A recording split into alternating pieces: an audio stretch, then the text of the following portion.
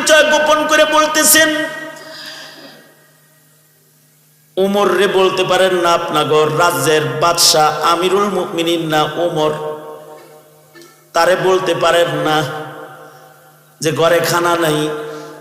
মহিলা বলে আমার ঘরে খানা নাই, উমর রে আমি বলতে যাব কেন? উমর যে উমর মানুষের ঘরের খবর নেওয়া জানে না, উমর রে খলিফা হইতে কইছে কে? আমি তো আল্লাহকে বলবো যে উমর রে খলিফা বানাইছিলা, কিন্তু আমার ঘরে খানা পৌঁছায় নাই, আমি উমর রে খুঁজবো কেন? আমি আল্লাহ রে খুঁজি। হযরত উমরের শরীরের ভিতরে কম্পন শুরু হয়ে গেছে, কম্পন। হযরত উমর সাথে সাথে চলে গেলেন, যায় বাইতুল মালে যায় উটের পেট ভর্তি করে গম আটা লইয়া নিজে আসছে। আয়েশা বুড়িমাকে নিজের হাতে রুটি বানায় খাওয়ায়। বুড়িমা উমরের পাশে বসে বসে বলে, কত নিঃস্বার্থ সেবক তুমি, আমার মতো একটা বৃদ্ধার জন্য খাবার আনলে, নিজের হাতে খাবার রান্না করে আমার সামনে খাবার তুমি দিলে। কে যে উমর রে খলিফা বানাইছিল, উমর রে খলিফা না বানায় যদি তোমার মতো এরকম একজন নিঃস্বার্থ যুবককে যদি খলিফাতুল মুসলিমিন বানানো হইতো, তাহলে রাজ্যের সব মানুষ নিরাপদে শান্তিতে বসবাস করে দুলুকমা খাইতে পারত। হযরত উমর নিজের এই ছদ্মবেশ এবার খুলে বলে, বুড়িমা আমার নামই উমর, আমি উমর। তবে বুড়িমা আপনার হাতে ধরে, বুড়িমা একটু আগে যে বলছেন আল্লাহরে বলবেন, যত শাস্তি আপনার দেওয়ার মনে চায় উমর সারখাম, আমি উমর মাথা নত করে দিছি। সাজা যা দেওয়ার আপনি দেন, কিন্তু মহান আল্লাহর কাছে কোনো নালিশ করেন না, কারণ আল্লাহর আদালতে হিসাব দেওয়ার মতো সাহস আমি উমরের নাই। ওইটাও একটা জমানা ছিল, ইব্রাহিম আদহামও সেম ওইরকম একজন আমিরুল মুমিনিন, বলখের বাদশা, ইবাদতও করত, ছদ্মবেশে মানুষের খেদমত করত। এই লোককে বলে, তোমার মতো একজন মানুষের খেদমত আমি করতে চাই, তুমি আমার কি খেদমত করবা? তবে আমার জীবনের একটা চাওয়া আছে, রাজপ্রাসাদকে পিছে রেখে আল্লাহর গোলামীকে যে সামনে আনতে পারে, ওই বাদশাহ ইব্রাহিমরে যদি মরার আগে আমি একবার দেখতাম, তাইলে আমার মনের একটা আশা পুরা হইতো। পারবা ইব্রাহিমকে দেখাইতে? ইব্রাহিম আদহাম বলে, আমার নাম ইব্রাহিম আদহাম, আল্লাহ বুঝি তোমার দোয়া কবুল করে, ওযু করাও নামাজীদেরকে, তোমার দোয়া কবুল করে বুঝি আল্লাহ আমার এনে আনছে। একটা আশা তো জানলাম, ইব্রাহিম আদহাম দেখবার চাও, মরার আগে একটা রাজ্যের বাদশাকে তোমার দেখার শখ, একটা শখ তোমার আর একটা আরজি কি তোমার রবের কাছে?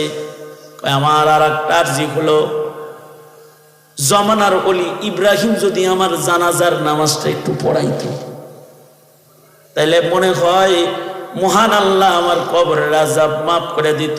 আমি একজন মিসকিন, দুর্বল, আমার ইবাদত নাই, একজন ওলি বুজুর্গের জানাজা আমার নসিব হলে মনে হয় আল্লাহ আমারে মাফ করত। এই কথা বলে লোকটা আকাশের দিকে তাকায় বলে, আল্লাহ একটা দিলা আর একটা দিবা না।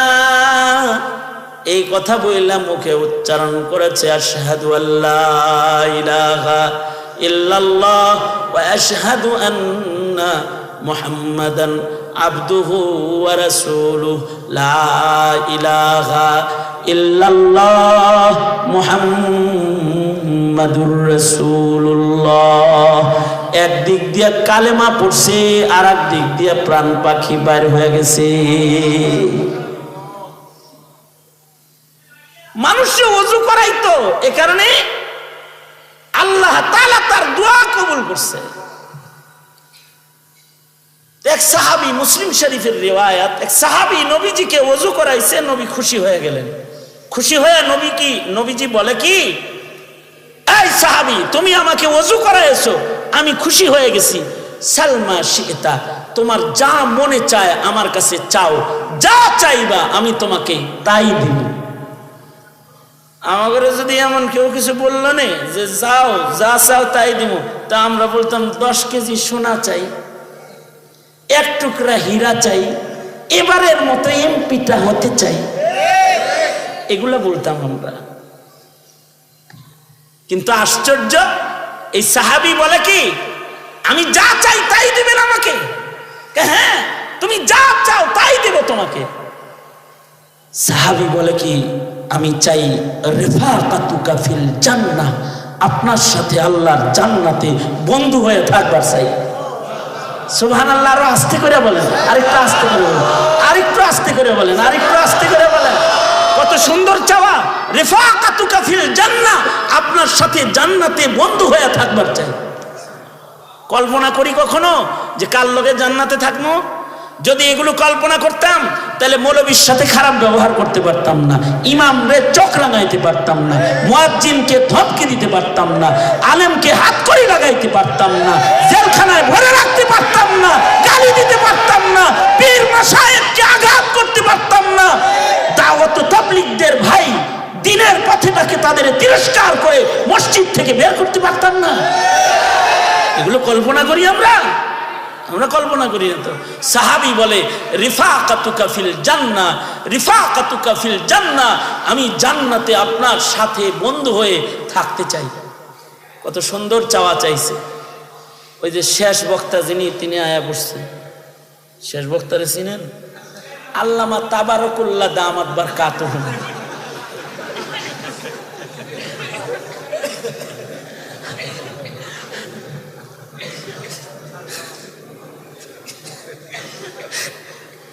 ফেরদৌস ভাই, ফেরদৌস ভাই বয়ান হবে না? তাবারকুল্লাহ শব্দ চলে আসছে। আমি তো এখনো বয়ানে যাই নেই, ভূমিকা কইতাছি।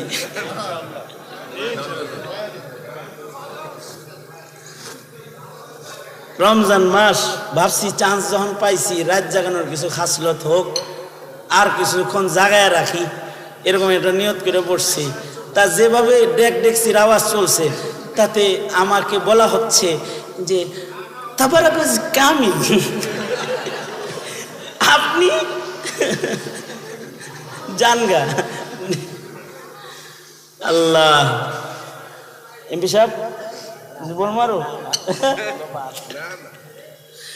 দুনা হাত উপরে তোলেন তো, নাড়াচাড়া দেন দেখি।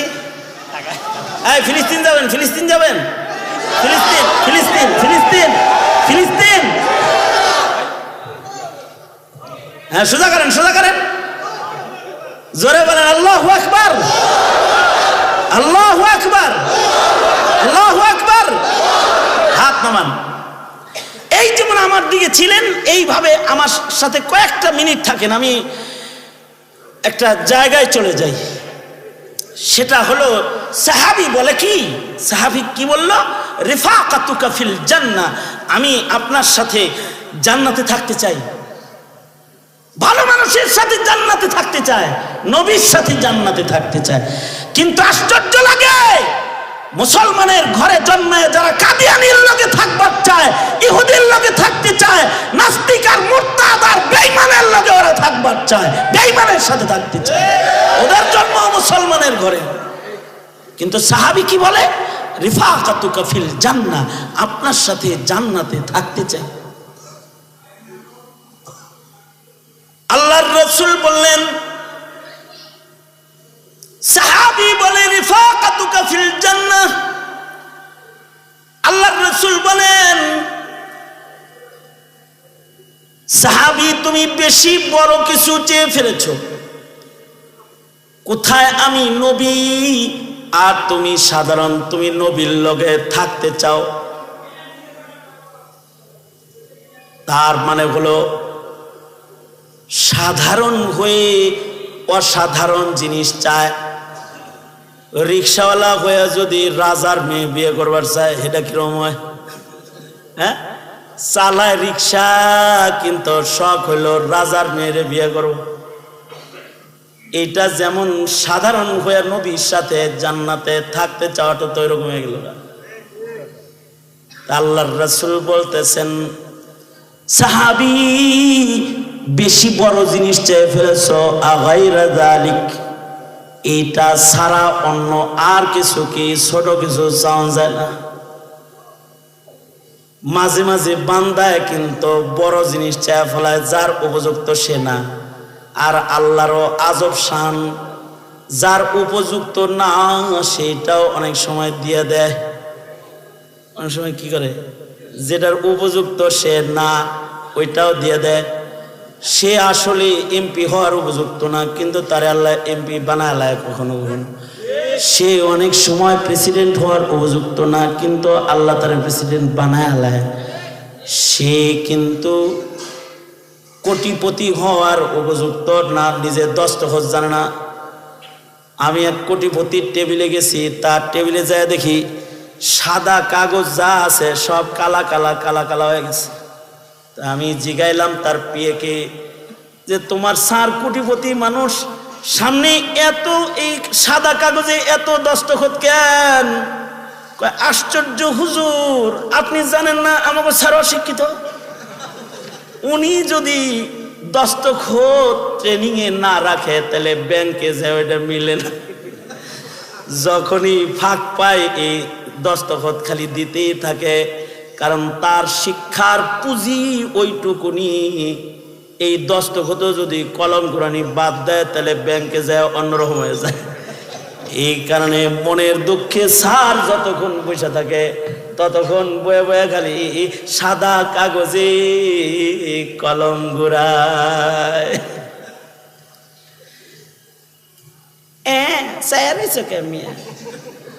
এরকম বহুত অশিক্ষিত আছে যে দস্তখত জানে না, কিন্তু সে কোটি কোটি টাকার মালিক। উপযুক্ত না সে, কিন্তু চাইছে, আল্লাহ কইছে যা বেশি চাওয়া চাই যা দিয়ে দিলাম, যা তো যা। এটা মাঝে মাঝে আল্লাহ এরকম দেয়। কখনো কখনো বান্দা চাইলেও দেয়, কখনো কখনো বান্দার জন্য অন্য কেউ চাইলেও দেয়। তবে চাওয়ার লোকটা যদি ভালো হয় তাহলে মুস্তাজাবুদ দাওয়া হলে তাও দিয়ে দেয়। যেমন যেমন মুসা আলাইহিস সালাম বলে, আল্লাহ জান্নাতে আমার দোস্ত কে হবে? আল্লাহ কয় কসাই। বাজারে গোশত বিক্রি করে, কসাই তোমার জান্নাতি দোস্ত বন্ধু হবে। পয়গম্বর মুসা বলে, আল্লাহ আমি একজন রসূল, আমি একজন নবী, নবী হইয়া জান্নাতি বন্ধু পেলাম একটা কসাই রে, কেমনি এটা একটু দেখতে যাইতে চাই। আল্লাহ বলে, যাও কালিম যাও দেখে লও কেমনি তোমার জান্নাতি দোস্ত সে হলো, যাও দেখে আসো। কোথায় থাকে সে? অমুক বাজারে অমুক জায়গায় গোশত বেচে। কালাবুলা তালাবুলা একটা সাধারণ মানুষ দেখবা গোশত বেচে, কিন্তু মুখে আমার নাম আছে, আমার নামের জিকির করে।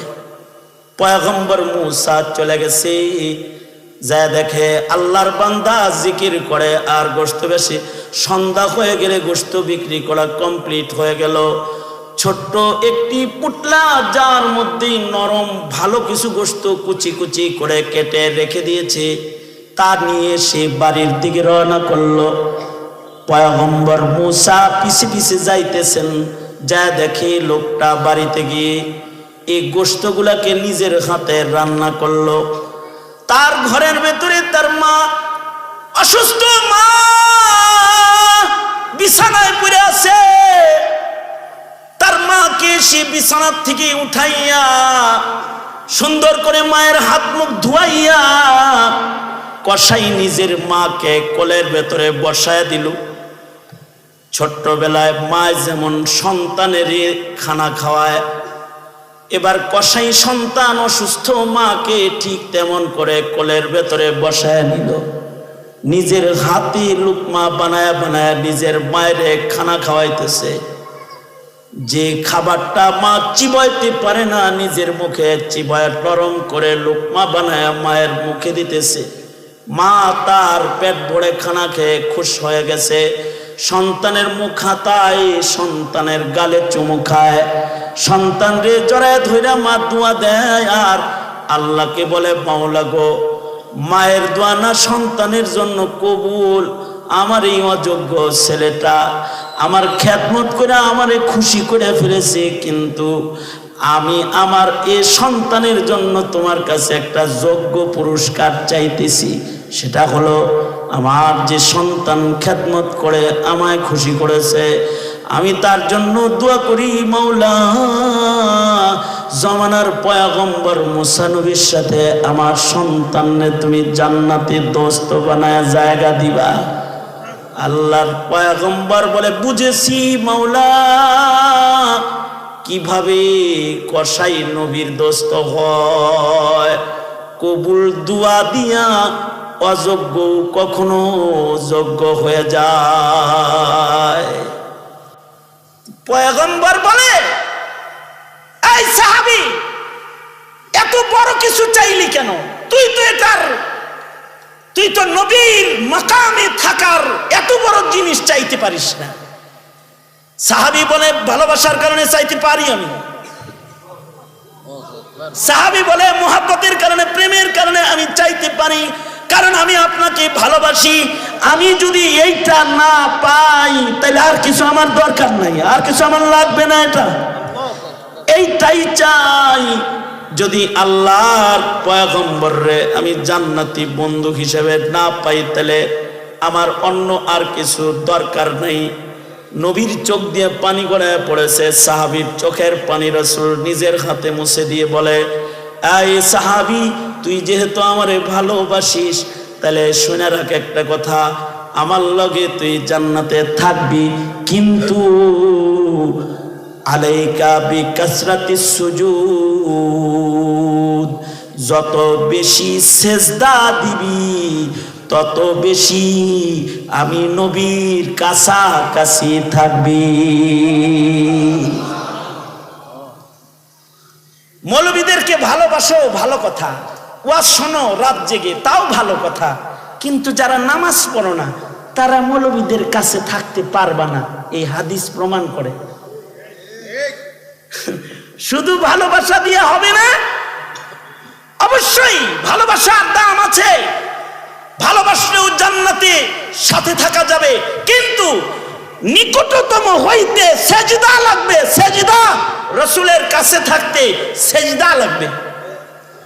এই কারণেই আমি আয়াত পড়েছি, সাহাবায়ে কেরামের সেজদা বেশি, সাহাবায়ে কেরামের কপালের ভেতরে সেজদার দাগ বেশি। আল্লাহু আকবার, জোরে করে বলেন। সাহাবীদের চেহারা, তারাহুম রুকআন সুজদা, তারাহুম রুকআন সুজদাই ইয়াবতাগুনা ফাযলাম মিনাল্লাহ, ইয়াবতাগুনা ফাযলাম মিনাল্লাহি ওয়া রিদওয়ানা, সীমাহুম ফি উজুহিহিম মিন আসারিস সুজুদ। সাহাবীদের চেহারার ভিতরে হলো সেজদার দাগ। তুমি মুসলমানের আওলাদ, কিন্তু তোমার চেহারার ভেতরে ইহুদ নাসারার কাটিং, তোমার মাথার চুলটা কাফের মুশরিকের মতন, তোমার গায়ের লিবাসটার ভেতরে পশ্চিমাদের ঢং, তোমার চেহারার ভেতরে নেশাগ্রস্তের একটা ছাপ, চোখ দিয়া লাল লাল দোয়া বেরিতেছে, ঠোঁটের ভেতরে বিড়ি টানতে টানতে সাদা বানায় ফেলেছো, মদ খাইতে খাইতে মুখে দুর্গন্ধ বানায় ফেলেছো, গাঁজা টানতে টানতে টালমাটাল হয়ে গেছো, জমিনে হাঁটো না আকাশে উড়ো, নিজেই টের পাও না। তোমার ভেতরে তাকাইলে গুনার আসারাত দেখা যায়।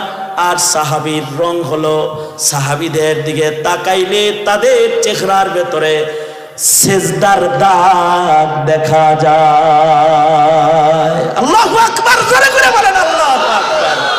সুতরাং ওয়াজ তো গভীর রাত পর্যন্ত আপনারা শ্রবণ করেছেন, আমি একটা ওয়াদা করাতে চাই আপনাদেরকে, সেটা হলো এই, নবীর সাথে থাকতে, আলেমদের সাথে জান্নাতে থাকতে এবং নৈকট্যশীল অবস্থান জান্নাতে গড়তে নামাজের আর সেজদার আধিক্য জিন্দেগিতে বাস্তবায়ন করার একটি দৃঢ় শপথ কি গ্রহণ করা যায় না রে যুবক ভাইরা?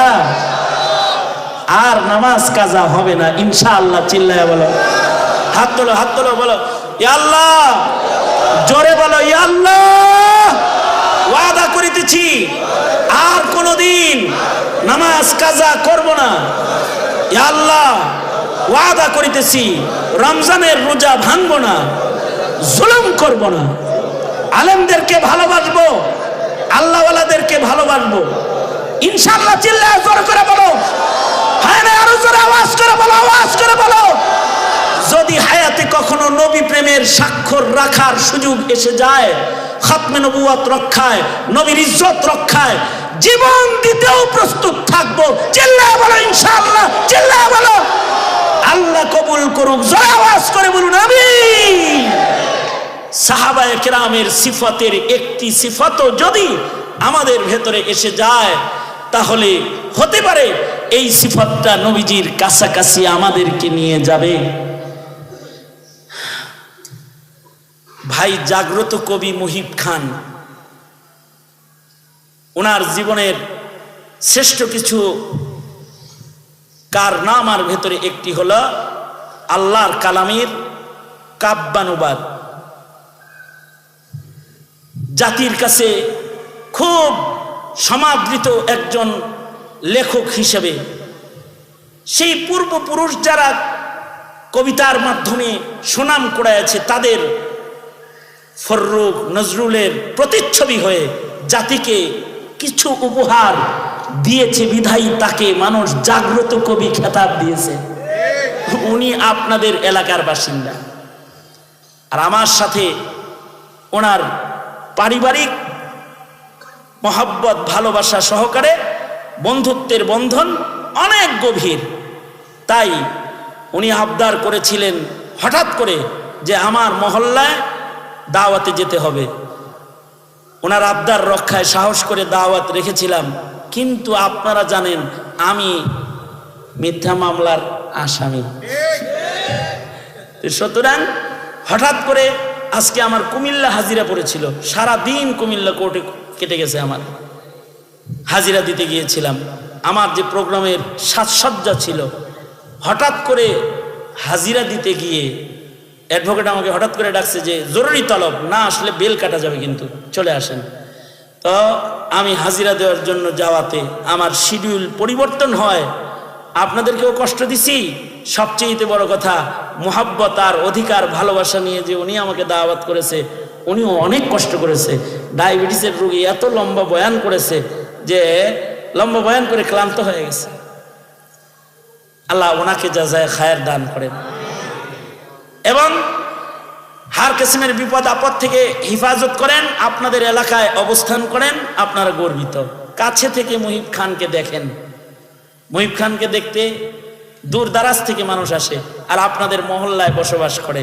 আল্লাহ তাআলা এই মোহাব্বতের কারণে আমি ওনার দাওয়াতে আজকে হঠাৎ মেহমান। কিন্তু আরো বড় কথা হলো এই যে এই আবাসিক এলাকাটা রয়েছে, এই এলাকার কর্ণধার যারা, যাদের মেহনতে এই এলাকার উন্নয়ন, তাদের মধ্যে অন্যতম একজন আমাদের ফেরদৌস ভাই, পাশাপাশি ওনার বন্ধু বান্ধব এই যে হাবিবুল হাবিবি হাবিবুন, আমার বড় ভাই মুফতি মোস্তফা কামাল সাহেব, উনি সহকারে এই এলাকার অনেকের সাথেই পুরানা, আজকের না, ছাত্র জীবনের এক পুরানা রিলেশন ওনাদের সাথে আমার আছে। এই সব মিলে আজকের আপনাদের কাছে যে হাজিরাটা দিতে পারছি, কমাস কম এইটাও আমার জন্য অনেক বড় শুকরিয়ার বিষয়। আপনাদেরকে কিছু বললাম, আমি যে সাহাবায়ে কেরামের জীবন চরিত্রের হিস্সাগুলো আপনাদের কাছে বললাম, এর থেকে আপনাদেরকে আল্লাহ তাআলা সাহাবায়ে কেরামের রং নিজেদের ভেতরে আনার, মেহনত করবার শিক্ষা আলোচনার থেকে গ্রহণ করার তৌফিক আল্লাহ দান করুন। জবান খুলে একটু দোয়া করেন, জোরে করে বলেন আমিন। মহল্লার যত মুর্দেগান আছে তাদের আল্লাহ মাফ করে দিক, যত অসুস্থ রোগী আছে তাদের আল্লাহ সুস্থ করে দিক, যারা এই মাহফিলের সাথে জড়িয়ে আছে যে যেভাবে আছে সকলকে উত্তম জাযা, উত্তম বদলা আল্লাহ তাআলা দান করেন। ফিলিস্তিনের মজলুমদের জন্য আমাদেরকে কিছু করার তৌফিক আল্লাহ তাআলা দান করেন। জিন্দানখানায় বন্দী আলেমদেরকে মুক্ত করেন, মিথ্যা মামলায় জর্জরিত যারা তাদেরকে আল্লাহ তাআলা হিফাজত করেন, আমিন বলেন। এ পর্যন্ত বলেই जो कुछ हुआ या रब तेरे करम से हुआ, जो कुछ होगा तेरे करम से ही होगा। তোবারক রেডি, আমরাও রেডি, সব রেডি, ওরাও রেডি। এখন খালি দোয়াটা বাকি আছে। তা আমি অনুরোধ জানাবো দোয়াটা ইহতিমামের সাথে করে তারপরে তাবারকটা বিতরণ করলে দোয়ার হক হুকুক বেশি করে আদায় হবে। ওরা যদি কল্পনা করে আপনারা একদিক দিয়ে হাত তুলবেন আর একদিক দিয়ে খিচুড়ি হইবেন, তাইলে কিন্তু দোয়ার আহমিয়াত নষ্ট হয়ে যাবে। তবে আপনাদের শৃঙ্খলা যদি আপনারা দোয়ার পরে প্রদর্শন করেন যে আপনারা তাফসীর মাহফিলের শ্রোতা, ধৈর্যের সাথে যদি একটু বসেন, তাহলে আজকে ওয়াজের সাথে নগদ আমলটা হয়ে যাবে। কোনটা ভালো হয়? মোনাজাতের ভিতরে পাইয়া গেলে ভালো হয় নাকি একটু ধৈর্য ধরে আমল করে গেলে ভালো হয়? ইনশাআল্লাহ, ইনশাআল্লাহ। তাহলে দোয়া অন্য কেউ করবো না, দোয়া আমি সবাই ইস্তিগফার করেন। আস্তাগফিরুল্লাহ রাব্বি মিন কুল্লি যামবি ওয়া আতুবু ইলাইহি লা হাওলা ওয়ালা কুওয়াতা ইল্লা বিল্লাহিল আলিয়্যিল আযীম। আস্তাগফিরুল্লাহাল্লাযী লা ইলাহা ইল্লা হুয়াল হাইয়ুল কাইয়্যুম ওয়া আতুবু ইলাইহি। আলহামদুলিল্লাহি রাব্বিল আলামিন। والصلاة والسلام على سيد الأنبياء والمرسلين محمد وعلى آله وأصحابه أجمعين। رب العالمين এক ঝাঁক তরুণদের মেহনতে আয়োজিত হিরেখণ্ড যুবকদের মেহনতে কোরবানিতে বাস্তবায়িত উলামাদের সাদারাতের আজকের মহা সম্মেলন মাঝরাত করে গেছে। আল্লাহ রাস্তায় বসে তোমার বান্দারা হাত তুলে তুলে ওয়াদা করে দিনী পথে চলার প্রত্যয় নিয়েছে। ভিক্ষুকের মতো দুইটা হাত মাহফিল শেষে বাড়ায় ধরেছে। জিন্দেগির সব গুনার জন্য তোমার কাছে মাপ চাই। ওরে মালিক, মেহেরবানি করে আমাদের জিন্দেগির যত গুনাহ আমরা করেছি তুমি মাফ করে দাও আল্লাহ। জেনে না জেনে অন্ধকারে আলোয় গোপনে প্রকাশ্যে যত পাপাচার করেছি ক্ষমা করে দাও। বেপানাহকে পানাহ দাও, বেরুজিকে রুজি দান করো, অশান্তি দূর করে শান্তির ফয়সালা করো। ওগো আল্লাহ, বুড়াদের আবু বকর বানায় দাও, যুবকদেরকে খালিদ বিন ওয়ালিদ বানায় দাও। ওদের জওয়ানি তোমার কাছে আমানত দিয়ে গেলাম, যৌবনের গুনাহ থেকে ওদের ধরে ধরে বাঁচাও। পর্দার আড়ালের মা বোনদের ফাতেমা খাদিজা বানায় দাও, বাচ্চাদেরকে মাজ মুআফিজ বানায় দাও। রব্বুল আলামিন, জিন্দেগীর গুনাহ মাফ করে আমাদের জন্য তুমি জান্নাতের ফয়সালা করো আল্লাহ। রব্বুল আলামিন, অত্র মহল্লায় শান্তির হওয়া চালু করে দাও, মসজিদ মাদ্রাসা খানকা আবাদ করে দাও। জিন্দেগির এমন কোনো মোনাজাত বাদ নাই যেই মোনাজাতে মা বাবার কথা বলি নাই। নিজের হাতে অনেকে নিজের মা কবরে রাখছে, নিজের হাতে অনেকে নিজের বাপ কবরে রাখছে। আল্লাহ, জীবনে কোনো দিন মা ডাক যাদের নসিব হবে না, জীবনে কোনো দিন আব্বা ডাক যাদের নসিব হবে না, ওগো আল্লাহ তাদের মা বাবার কবরগুলা জান্নাতের বাগান বানায় দাও আল্লাহ। যাদের মা বাবা আছে হায়াত বানায় দাও, বেশি বেশি করে খেদমত করতে পারে তৌফিক দান করো। এই মজমাকে কবুল মঞ্জুর করো। জানি না কোন দোকানের কাফন রেডি হয়ে গেছে, কোন সোপের বাসনা জানি পেকে গেছে, কখন জানি মসজিদের কোনার পালকি বাড়ির দুয়ারে দাঁড়ায় যায়। কবরের পালকি পাঠানোর আগে কামেল মুমিনের দপ্তরের নাম উঠায় দিও আল্লাহ। বড় ভাই ফেরদৌস সাহেব সহকারে যে সকল ভাই বেরাদাররা এখানে রয়েছে, বন্ধু বান্ধব দোস্ত আহবাব, জাগ্রত কবি মুহিব খান, জাতির সম্পদ সহকারে যত উলামা হযরতরা এখানে রয়েছে, রব্বুল আলামিন সকলকে নিয়ামাল বদল তুমি দান করো। বিশেষভাবে এই আল হেরার যুবকদেরকে তোমার কাছে আমানত, হেরার আলোর যুবকদেরকে তোমার কাছে আমানত। ওগো আল্লাহ, ওদের জিন্দেগির ভিতরে বরকত দান করো আল্লাহ। اللهم اجعل ثأرنا على من ظلمنا وانصرنا على من عادانا ولا تجعل مصيبتنا في ديننا ولا تجعل الدنيا أكبر همنا ولا مبلغ علمنا ولا غاية رغبتنا ولا تسلط علينا من لا يرحمنا اللهم زدنا ولا تنقصنا وأكرمنا ولا تهنا وأعطنا ولا تحرمنا وآثرنا ولا تؤثر علينا وارزقنا وارض عنا يا كريم اللهم إنا نعوذ بك من الفتن ما ظهر منها وما بطن اللهم إنا نعوذ بك من إبليس وجنوده ومن الشيطان والشرك اللهم إنا نعوذ بك من خليل ماكر عيناه يريان وقلبه يرعان إن رأى حسنة دفنها وإن رأى سيئة أذاعها اللهم إنا نستعينك على طاعتك اللهم اكفناه بما شئت اللهم إنا نجعلك في نحورهم ونعوذ بك من شرورهم ফিলিস্তিনের চিত্র আয় আল্লাহ দেখায় না আল্লাহ আল্লাহ রহম করুণা করো শহীদদের মর্যাদা বাড়াও মজলুমদের মদদ করো আকসাকে আজাদ করো মজলুমদের জন্য আল্লাহ রহমতের দুয়ার খোলো আল্লাহ যত কল্যাণ যত মঙ্গল সব দান করো অকল্যাণ হতে ধরে ধরে আমাদেরকে রক্ষা করো সুবহানা রাব্বিকা রাব্বিল ইজ্জাতি আম্মা ইয়াসিফুন